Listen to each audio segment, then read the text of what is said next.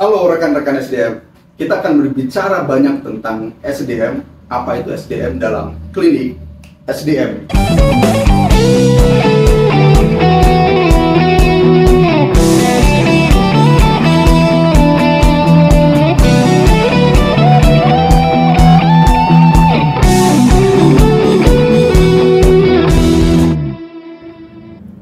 Berbicara tentang SDM atau sumber daya manusia,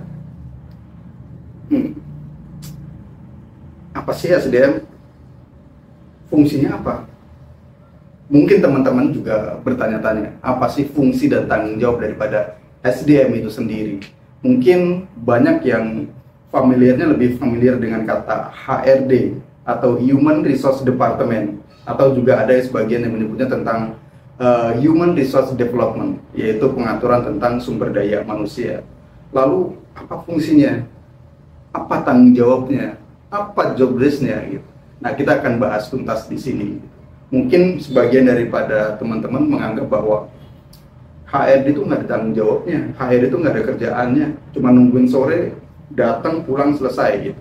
Nah, itu yang umumnya mungkin sebagian rekan-rekan semua juga masih awam tentang job desk daripada HRD itu sendiri.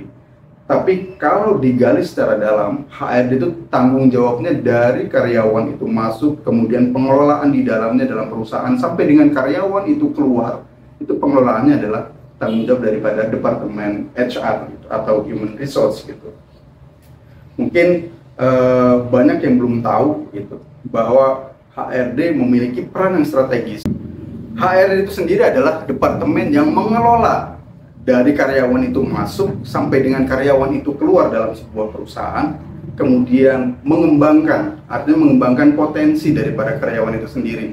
Karena tanggung jawab daripada departemen HR itu sendiri adalah bagaimana karyawannya, sumber daya manusianya memiliki kompetensi sehingga bisa berkontribusi buat perusahaan gitu. Jadi dari awal dari rekrutmen sampai dengan karyawan itu daily atau keseharian yang bekerja itu harus memberikan efek yang positif, kontribusi yang positif buat perusahaan. Nah, kita berbicara tentang job desk-nya HRD itu sendiri gitu. Banyak yang belum teman-teman ketahui bahwa HRD mempunyai banyak definisi, banyak unit gitu. Kita bahas satu persatu secara umum, karena nanti kita akan mengupas satu persatu daripada divisi HR ini sendiri dalam segmen tertentu. Secara umum, HRD itu ada bagian yang mengurusi tentang rekrutmen. Nah, rekrutmen itu sendiri adalah mencari kandidat sebaik-baiknya dengan efisien dan seefektif mungkin untuk mendapatkan kandidat atau calon karyawan yang memiliki kompetensi yang sehingga bisa berkontribusi buat perusahaan ke depannya gitu. Kemudian selain ada rekrutmen, beralih kepada job desk tentang organization development. Organization development itu lebih kepada kebijakan strategik daripada perusahaan gitu, yang dimana ODD ini atau organization development ini merancang budaya perusahaan, visi perusahaan sampai KPI atau indikator karyawan itu sendiri untuk mengelola karyawan itu sendiri sehingga semuanya tertata. Kalau secara simpelnya membangun sistem sumber daya manusia itu adalah tanggung jawab daripada organization development gitu. Kemudian ada lagi industrial relation gitu. Industrial relation itu bertugas untuk atau hubungan industrial antara karyawan dengan perusahaan gitu, di mana tanggung jawab IR ini sendiri atau industrial relation sendiri adalah bagaimana terciptanya keharmonisan antara karyawan dengan pengusaha gitu, dalam artian perusahaan ya. Dan departemen HR ini sendiri kan sebagai penjembatan penengah antara karyawan dan perusahaan gitu. Bagaimana hubungan itu bisa dikelola secara harmonis gitu. Nah, itu adalah tanggung jawab daripada industrial relation gitu, dari A, B, C, D, aktivitas-aktivitas yang dilakukan, kemudian akibat-akibat hukum, legalitas, semuanya itu diatur dalam industrial relation.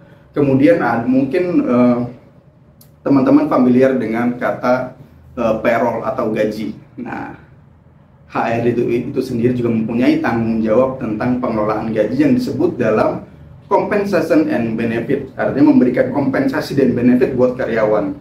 Komben ini singkatan dari compensation benefit, itu mengatur tentang bagaimana karyawan diberikan apresiasi berupa kompensasi dan benefit, biasanya dalam bentuk payroll, bonus, dan sebagainya.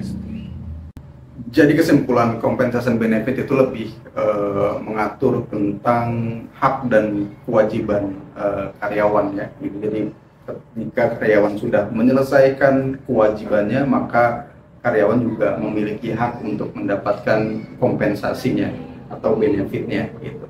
Kemudian job desk daripada HRD itu sendiri ada yang disebut dengan training development. Training development itu lebih kepada pelatihan karyawan sehingga untuk meningkatkan kompetensi karyawan itu sendiri, kemudian meningkatkan skill dan sebagainya.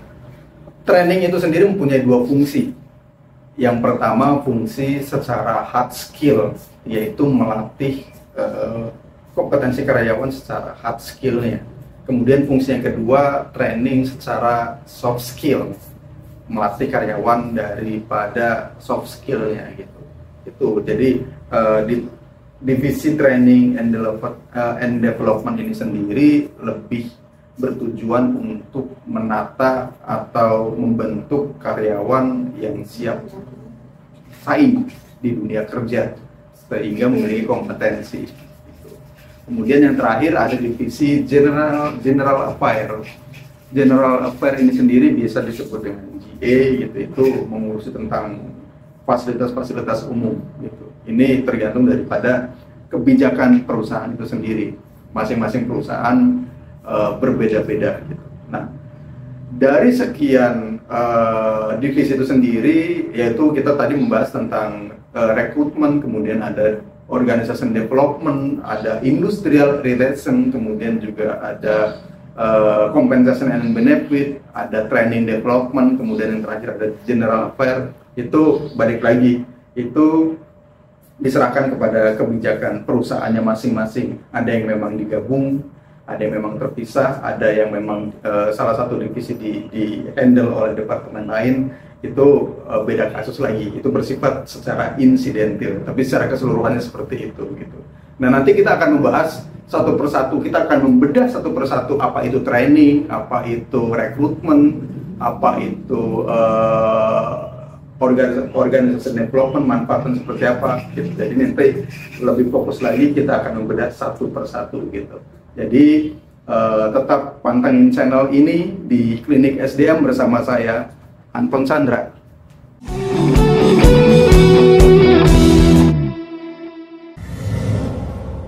Pintem Production.